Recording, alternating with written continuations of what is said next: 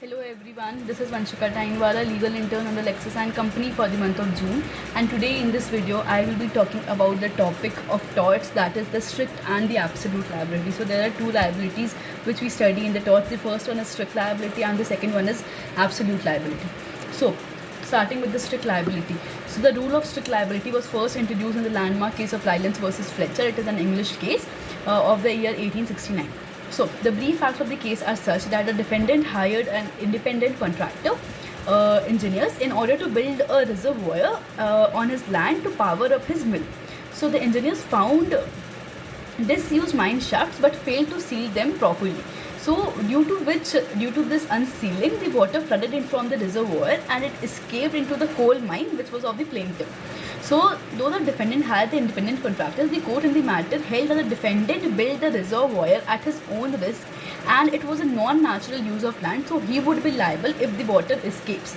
So, this rule states that if there is a non-natural use of a land by a person and if that causes mischief or harm to anyone, then such a person will be liable for such harm. So, now we come up to the essentials of this rule. First one is a dangerous thing. There must be some dangerous thing that might cause mischief or harm to someone if escape. Things like explosives, poisonous things, electricity. Second is escape. There must be escape of such dangerous things out of the premises of such person. Third is a non-natural use. There must be non-natural use. It must be of a special use of land and not the ordinary use of the land. So there are some exceptions to this strict liability. First is the act of God.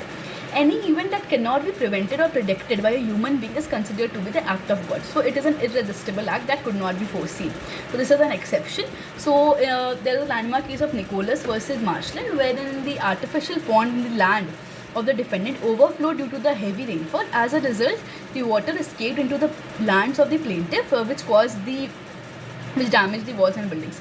As a heavy rainfall which flooded the pond, it could not be predicted and it was considered as an act of God and no liability could be imposed on the defendant. Next exception is the plaintiff's fault.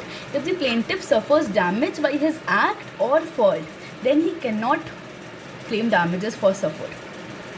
There is a case of Pointing versus Noakes, wherein the horse of the plaintiff escaped from the land of the defendant and eats the poisonous trees on the land of defendant. As a result, the horse died. The defendant was not liable as there was no escape from the dangerous thing, as the horse itself came there and ate.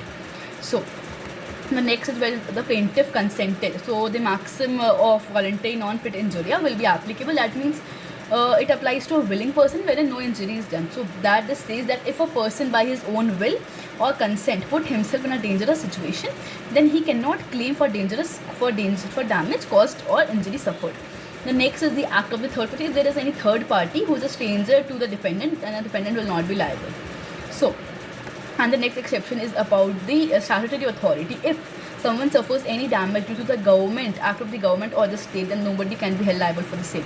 So basically, who is an independent contractor? An independent contractor is someone who is hired to perform a certain task and who is not bound to take direction from his employer as to how the work is done.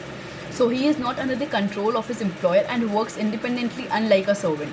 For example, A took a taxi to go to his office. So the taxi driver is an independent contractor.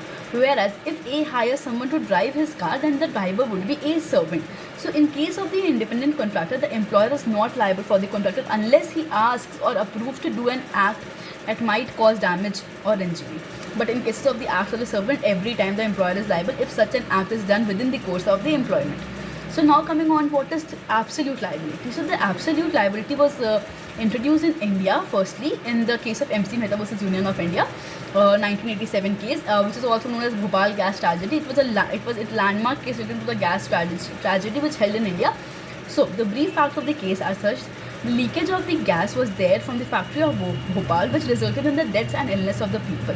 So in the investigation, it came out that all the safety measures were in a non-fictional state.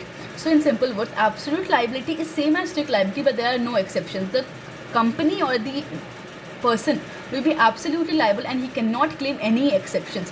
So in simply we can state that if any entity or enterprise is involved in dangerous thing or hazardous thing and causes damage, will be absolutely held liable and there is no exceptions which he can claim out.